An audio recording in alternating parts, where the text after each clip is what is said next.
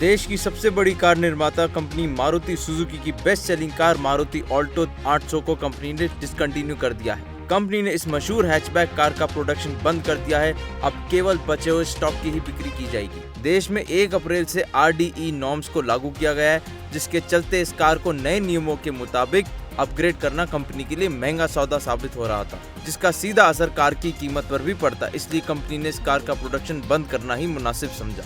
Maruti Alto 800 को company ने पहली बार भारतीय बाजार में साल 2000 में लॉन्च किया था। एक आदमी की सपनों की कार के तौर पर इस हैचबैक ने जो मुकाम हासिल किया वो किसी माइलस्टोन से कम नहीं है। लंबे समय तक ये कार न केवल ब्रांड की बल्कि देश की सबसे ज्यादा बेची जाने वाली कार रही है। कार का प्रोडक्शन बंद होने से पहले इसकी कीमत 3.54 लाख रुपए से लेकर 5.13 लाख रुपए थी। Maruti Suzuki Alto 800 petrol engine के साथ ही CNG वेरिएंट में भी उपलब्ध थी।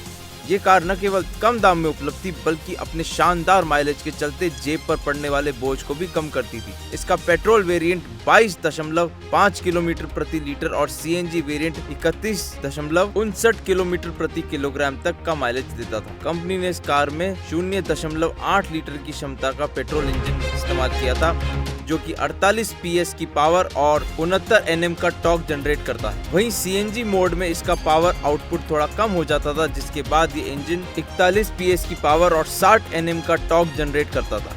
इस इंजन को 5 स्पीड गियर बॉक्स से जोड़ा गया। कंपनी ने वर्ष 2019 में इस कार को अपडेट किया था, जिसके बाद इसमें कुछ नए फीचर्स को शामिल किया गया। कार में 7 इंच का टच स्क्रीन इंफोटेनमेंट सिस्टम दिया गया, जो एप्पल कारप्ले और एंड्रॉइड ऑटो को सपोर्ट करता था। इसके अलावा कीलेस एंट्री और फ्रंट पावर विंडो जैसे फीचर्स भी इसमें ऐड किए गए।